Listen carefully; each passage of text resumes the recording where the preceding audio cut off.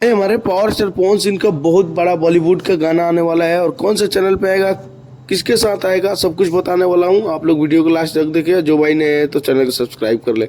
तो बता दे भाई, पावर स्टार पवन सिंह का ये गाना बहुत बड़ा गाना जो कि बताया जा रहा है कि 20 करोड़ का गाना होने वाला है। और ये गाना गुरु रंधावा और पावर स्टार पवन सिंह एक साथ नजर आएंगे इसमें।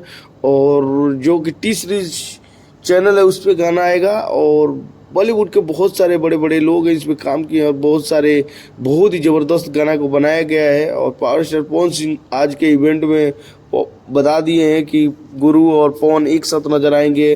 तो भाई पवन सिंह इस समय काफ़ी ज़्यादा बॉलीवुड के बड़े बड़े गाने में व्यस्त हैं।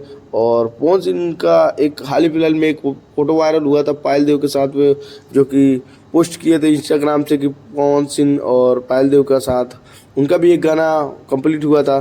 तो पवन सिंह फिर से लेके आ रहे हैं बड़े बड़े गाने। तो कैसा लगा अपडेट, आप लोग कमेंट कीजिए और चैनल को सब्सक्राइब कीजिए। मिलते हैं नेक्स्ट अपडेट।